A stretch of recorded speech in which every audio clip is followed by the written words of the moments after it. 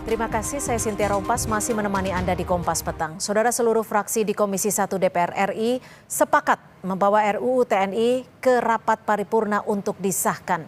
Langkah ini dilakukan di tengah munculnya penolakan dari akademisi dan masyarakat sipil terhadap revisi Undang-Undang TNI. Seluruh fraksi di Komisi 1 DPR RI sepakat membawa RUU TNI dibawa ke rapat paripurna untuk disahkan.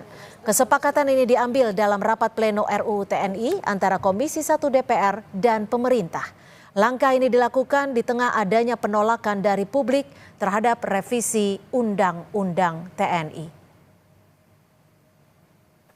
Sekali lagi kami minta persetujuan yang terhormat Bapak Ibu anggota Komisi 1 DPR RI dan pemerintah, apakah RUU tentang perubahan atas Undang-Undang Nomor 34 Tahun 2004 tentang TNI dapat kita setujui untuk selanjutnya dibawa ke pembicaraan tingkat 2 pada rapat paripurna DPR RI untuk disetujui menjadi undang-undang?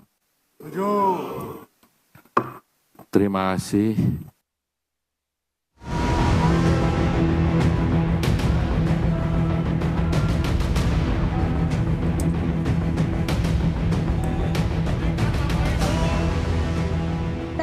Dilatih, dididik, dan disiapkan untuk perang, bukan untuk fungsi non-pertahanan seperti duduk di jabatan sipil.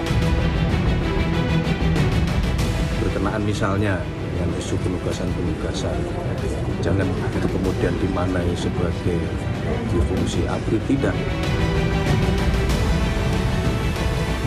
Di tengah penolakan masyarakat sipil dan akademisi terhadap revisi Undang-Undang TNI, Komisi 1 DPR RI bersama dengan pemerintah telah menyepakati revisi Undang-Undang TNI dibawa ke rapat paripurna DPR besok untuk disahkan. Koalisi masyarakat sipil yang mengkritisi revisi Undang-Undang TNI tidak hanya mengeluarkan petisi, tapi juga bertemu dengan Wakil Ketua DPR RI Sufmi Dasko Ahmad dan Ketua serta anggota Komisi 1 DPR untuk menyampaikan secara langsung alasan penolakan mereka. Direktur Amnesty International Indonesia, Usman Hamid menyebut, salah satu catatan yang disampaikan ke DPR ialah memastikan tugas dan fungsi TNI tetap berada di bidang pertahanan. Pasal 39 bahwa TNI dilarang berbisnis, dilarang berpolitik praktis. Juga pasal 47 tadi Pak Anton Soekartono menegaskan kembali harus mengundurkan diri atau pensiun dini untuk jabatan-jabatan sipil yang tidak dikecualikan di dalam undang-undang. Tadi juga ditekankan kembali oleh Pak Dasko dalam akhir pertemuan bahwa kita sama-sama setuju untuk mencegah kembalinya dui fungsi militer melalui Undang-Undang TNI dan tegaknya supremasi sipil. Sementara itu, Wakil Ketua DPR Sufmi Dasko Ahmad menyatakan pertemuan ini bersifat membangun. Ia yakin DPR dan juga koalisi masyarakat sipil memiliki kesepahaman yang sama dalam fungsi dan tugas TNI. Masyarakat sipil, pertemuan tadi berjalan dengan hangat, lancar, diskusi dan dialog yang membangun dan ada kesepahaman dari kedua belah pihak. Insya Allah saya pikir ada titik temu. Kami memberikan penjelasan juga sekaligus juga mengakomodir karena dari kemarin sebenarnya ini diskusinya juga sudah intens. Demikian.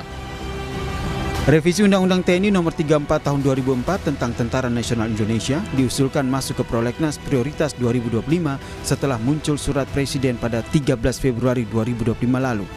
Selain mengatur soal penambahan usia dinas keprajuritan, RUU TNI juga mengatur perubahan jumlah jabatan sipil yang diemban prajurit aktif.